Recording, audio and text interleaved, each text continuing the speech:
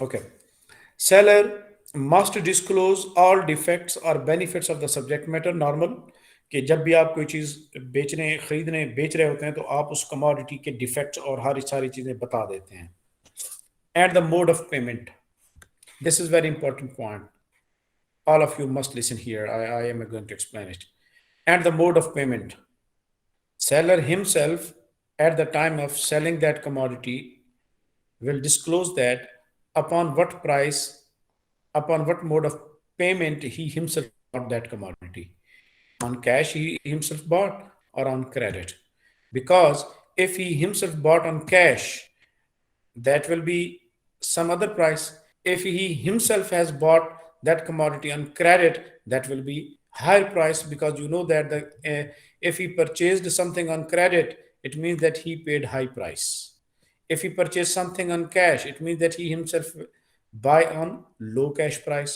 Cash price is low as compared to the credit price. تو buyer کو disclose کرے گا تاکہ اندازہ ہو کہ اس نے اگر کریڈٹ پہ خریدا ہے تو اس نے خود مہنگا خریدا ہے. If he himself bought on cash, it means that he himself bought on low price. تو اس چیز کے لیے تو because it is mandatory that seller must disclose information, true information. He must be just. If an Islamic bank receives a discount for goods purchased even after the muraba sale of such a contract, the client, the buyer, is entitled to benefit from the discount as well. For example, if Islamic bank bought something from a supplier and sold that commodity to the client on muraba basis, later the Islamic bank gets some discount upon the same subject matter from the supplier, then Islamic bank is not allowed to keep that discount with itself. It will pass on that discount to the client. وہ client کو pass on کرے گا. Islamic bank is not allowed to keep that amount with itself. اپنے پاس نہیں رکھ سکتی. It will be considered that it means purchased price has been reduced now after receiving the discount. To keep the disclosure of purchase price true and just, Islamic bank is ordered to pass on that discount to the client. کیونکہ client کو بتایا تھا کہ میں نے اتنے کی خریدی. اب جب اسلامک بینک کو ڈسکاؤنٹ مل جائے گا تو وہ بات جھوٹی ہو جائے گی, کیونکہ اب اسلامک بینک کو ڈسکاؤنٹ مل گیا ہے. اب تو اسلامک بینک نے سستی خریدی جبکہ اس کو بتایا تھا میں نے مہنگی خریدی ہوئی ہے, اگرچہ ڈسکاؤنٹ بعد میں ملا ہے. تاکہ اسلامک بینک پہ جھوٹ نہ آئے تو اس لیے کہا گیا کہ اسلامک بینک وہ ڈسکاؤنٹ اپنے پاس نہیں رکھے گا, وہ ڈسکاؤنٹ آگے کلائنٹ کو پاس آن کرے گا. یہ والا پوائنٹ بتائیں, آپ سب کو سمجھ ہوا؟ یس سر. جنید ناٹ کلیئر سر. دیکھیں میں یہاں پہ اگزامپل یوں دیتا ہوں کہ اگر میں نے کوئی لیٹ سے کہ بھی بلال مجھ سے کہتا ہے کہ سر مجھے کوئی یہ گاڑی ہے, آپ مجھے یہ مرابہ پہ دیں. میں نے کہا ٹھیک ہے. میں نے یہ گاڑی کسی سپلائر سے لی, سپلائر نے مجھے گاڑی دی 20 لاکھ کی, میں نے 25 لاکھ مرابہ پہ بیچ دی بلال کو. اب میں نے بلال نے 20 لاکھ کی خریدی, 3 لاکھ کے اس کے اوپر کاسٹ ہے, 2 لاکھ اس کے اوپر میں پروفٹ چارج کروں گا, تو میں آپ کو 25 لاکھ کی گاڑی بیچتا ہوں. بلال نے لے لی, بلال لے کے چلا گیا. اب بعد میں مجھے میرے سپلائر نے کہا کہ آپ نے وہ جو گاڑی لی تھی 20 لاکھ کی, ایسا کریں ہم آپ کو 2 لاکھ روپے کا ڈسکاؤنٹ دیتے ہیں اس کے اوپر. تو اب مجھے جو 2 لاکھ روپے ملے گا, اب سوال یہ ہے کہ کیا یہ 2 لاکھ روپے جو ڈسکاؤنٹ مجھے میرے سپلائر نے دیا ہے میں اپنی جیب میں رکھ سکتا ہوں؟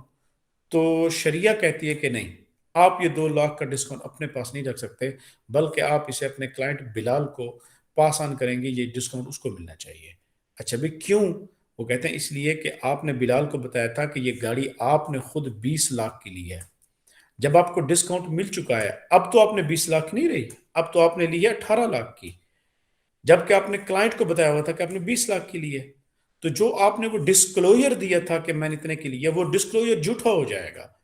اس ڈسکلوجر کو سچا رکھنے کے لیے اب آپ کو 2 لاکھ پاس آن کرنے پڑیں گے بلال کو, تاکہ وہ ڈسکلوجر آٹومیٹکلی سچا ہو جائے گا جب آپ 2 لاکھ پاس آن کریں گے، تو اس کا مطلب ہے آپ نے 18 لاکھ کی لی، آگے بلال کو بھی آپ نے بتایا کہ میں نے 18 لاکھ کی لی، لہٰذا اب آپ کی جو ڈسکلوجر سبمیٹڈ ہے وہ آپ کا ڈسکلوجر سچا ہو جائے گا، اور یوں آپ کے کانٹریکٹ کے اندر جھوٹ نہیں آئے گا۔ بات سمجھ میں آ گئی؟ Yes, sir, it's clear now. اب دیکھیں کہ بھی اسلامک اکنامک سسٹم کے اندر کتنی جسٹس ہے، کتنا انصاف رکھا گیا ہے کہ بھئی وہ پیسہ مل رہا ہے، کوئی دیکھنے والا نہیں ہے، کوئی کچھ نہیں ہے، اس کے باوجود شرع اس کو حکم دے رہی ہے کہ اپنی جیب میں نہیں رکھ سکتے تم، یہ تم نے اس کو پاس آن کرنا ہے۔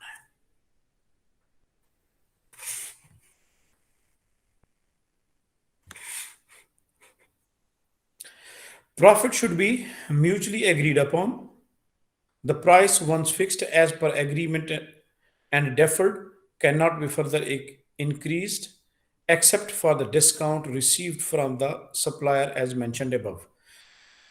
ایک دفعہ طے ہو گئی cannot be changed. Once price is fixed cannot be changed. This is the one principle of Islamic economic law in the sales, that once price is fixed cannot be changed. But there is one situation in changed, and that is the downside.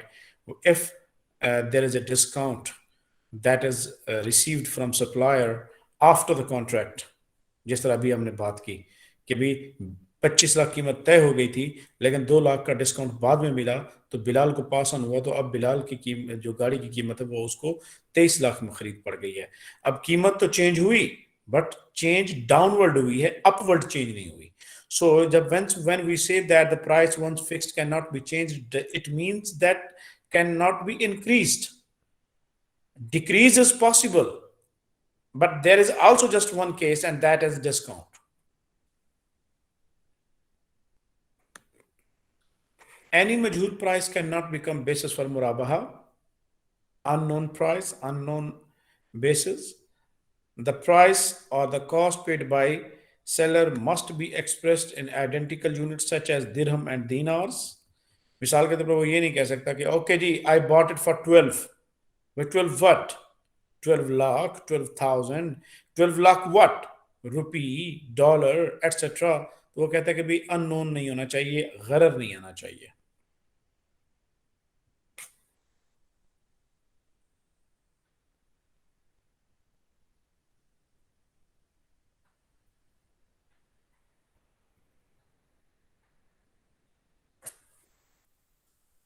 The other is that wrong statement about the real cost by the seller. If seller lied and he disclosed a very wrong information about the real cost to the buyer, then Imam Malik and Imam Ahmad bin Hanbal allow the buyer to rescind the contract. They cancel the contract if the seller returns to him the difference between his real and the stated cost, in which case the sale is binding. In which is binding, then he is the option. The buyer will be given an option that he can get his he will be paid back the additional amount he was charged. The Hanaf give the buyer unconditional opinion to rescind, though Hanfi says that the contract will be cancelled. The Shafi have two versions of it, agrees with the Malkis and the Hanbalis and with the Hanafis. تو حنفی scholar کہتے ہیں کہ بھی کوئی گنجائش نہیں ہے، the contract will be cancelled if there is detection of cheating. But Imam Malik says that if the buyer detect the cheating, that the seller himself submitted the wrong statement about the cost, the disclosure cost. So the Imam Malik give the option to the buyer whether he will just take back his additional amount he paid, or he is also allowed to cancel the contract. But a Hanafi scholar says that no, the contract will be cancelled.